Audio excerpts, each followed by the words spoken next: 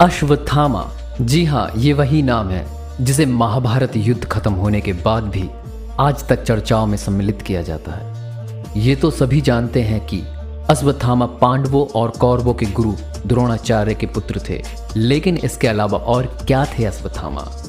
इनका नाम अश्वत्थामा ही क्यों था? अगर आपके मन में भी इन सवालों ने घर किया हुआ है तो आज हम इस वीडियो में आपके इन्हीं सवालों सहित बहुत सी ऐसी बातें बताएंगे जो आपने शायद ही कहीं सुनी होंगी या पढ़ी होंगी। बस आपको यह वीडियो लास्ट तक देखना है। अश्वत्थामा महाभारत का वह योद्धा जो 7 चिरंजीवी में से एक है, जिसे चिरंजीवी होने का वरदान एक अभिशाप के रूप में भगवान श्री कृष्ण से मिला था। इनका जन्म भगवान शिव की तपस्या के फलस्वरूप हुआ था। गुरु द्रोण और उनकी पत्नी माता कृपि ने भगवान शिव की तपस्या एक पुत्र प्राप्ति के लिए की थी, क्योंकि गुरु द्रोण को एक ऐसे पुत्र की कामना थी जिसमें भगवान शिव जैसा तेज और प्रताप हो, जिसमें सभी तरह की युद्ध कलाओं में निपुण होने की शक्ति हो। भगवान शिव से ऐसा वरदान पाकर माता कृपि को कुछ दिन बाद एक ऐसे ही पुत्र की प्राप्ति हुई जिसके चेहरे पर असीम तेज था। यह बालक अपने मस्तक पर एक अद्भुत मणि के साथ पैदा हुआ था। जब यह बालक पैदा हुआ था तो वह रोया नहीं, बल्कि एक घोड़े की तरह हिनहिनाने की आवाज निकाली, जिसके कारण ही गुरु द्रोण के पुत्र का नाम अश्वत्थामा रखा गया, जिसका मतलब है अश्वों की तरह गर्जना करने वाला। अश्वत्थामा की मणि की वजह से ही अश्वत्थामा पर किसी भी अस्त्र शस्त्र का प्रभाव नहीं होता था। अश्वत्थामा के अस्त्र शस्त्र की विद्या गुरु द्रोण द्वारा ही पूर्ण हुई थी। कहा जाता है कि गुरु द्रोण पांडवों सहित कौरवों के भी गुरु थे, जिसके कारण अश्वत्थामा की मित्रता कौरवों में सबसे बड़े भाई दुर्योधन से हुई थी, और यही एक कारण था जिसकी वजह से अश्वत्थामा ने महाभारत के दौरान कौरवों की तरफ से युद्ध किया था। अश्वत्थामा ने महाभारत युद्ध के दौरान भीमपुत्र घटोत्कच सहित कई योद्धाओं को धराशायी किया और पांडवों को कई बार भयभीत किया। 18 दिनों तक चले महाभारत के युद्ध के पश्चात भी अश्वत्थामा का क्रोध शांत नहीं हुआ, क्योंकि अश्वत्थामा अपने पिता गुरु द्रोण और अपने परम मित्र दुर्योधन के छल से हुई हत्या से बहुत ही दुखी था। इसलिए वह पांडवों से इस छल का बदला लेना चाहता था, जिसके कारण अश्वत्थामा महाभारत युद्ध के 18वें दिन के अंत के बाद रात्रि में पांडवों के विश्राम शिविर में जा पहुंचा और वहां पहुंचकर अकेले ही पूरे शिविर पर हमला बोल दिया। पांडवों के शिविर में सो रहे सभी सैनिकों की हत्या कर दी। इतना ही नहीं, अश्वत्थामा ने अंधेरे में पांडव समझकर पांडवों के 5 पुत्र की भी हत्या कर दी और वहां से चला गया। जिन 5 पुत्रों की अश्वत्थामा ने हत्या की थी, भगवान श्री कृष्ण उन 5 के मामा लगते थे, जिसका दुख भगवान श्री कृष्ण को भी उतना ही हुआ जितना कि 5 पांडवों को था। क्रोध से भरे पांडवों ने अश्वत्थामा के अंत का प्रण लिया और उसे ढूंढने निकल पड़े। उधर जैसे ही अश्वत्थामा ने पांडवों को जीवित देखा तो वह क्रोध से भर गया और उसने पांडवों की तरफ ब्रह्मास्त्र साध दिया।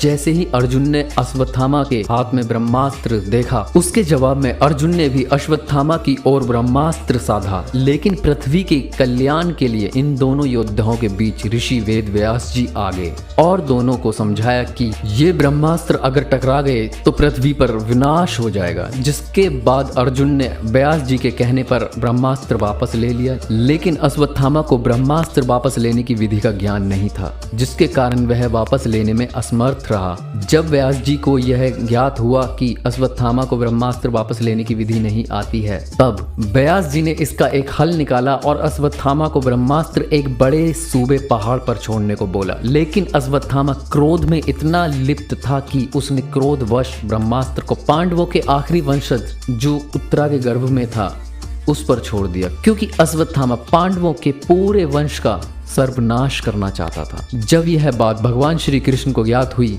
अपने सुदर्शन चक्र को आदेश दिया और सुदर्शन चक्र के प्रभाव से ब्रह्मास्त्र का कोई भी असर उत्तरा के गर्भ पर नहीं हुआ। लेकिन इसके बाद भगवान श्री कृष्ण अश्वत्थामा के पास गए और उन्होंने कहा कि तूने यह कैसा पाप किया जिस बच्चे ने अभी तक जन्म ही नहीं लिया पर ब्रह्मास्त्र छोड़ने का दुस्साहस किया। अश्वत्थामा अभी भी क्रोध से भरा हुआ था, उसे अपने किए का कोई पछतावा नहीं था। दिव्य मणि के प्रभाव से वह किसी से भी भयभीत नहीं था। अश्वत्थामा ने जवाब में श्री कृष्ण को कहा कि मैंने कोई पाप नहीं किया है और आप मेरा कर भी क्या लेंगे, मुझे मारोगे? नहीं लगता मुझे मृत्यु से डर। इसके बाद भगवान श्री कृष्ण ने अश्वत्थामा को कहा कि इस जघन्य अपराध के लिए मृत्यु तो वरदान साबित होगी। और यह कहते हुए श्री कृष्ण ने अश्वत्थामा को चिरकाल तक जीवित रहने का शाप दिया और भीम से दिव्यमणि निकालने को कहा। दिव्यमणि के कारण अश्वत्थामा को कोई पीड़ा और कष्ट नहीं हो सकता था। मणि निकल जाने के बाद भगवान श्री कृष्ण ने अश्वत्थामा से कहा कि तेरे शरीर को हमेशा कुष्ठ रोग लगा रहेगा, शरीर से निरंतर बदबू आती रहेगी और कोई भी औषधि इस रोग को ठीक नहीं कर पाएगी।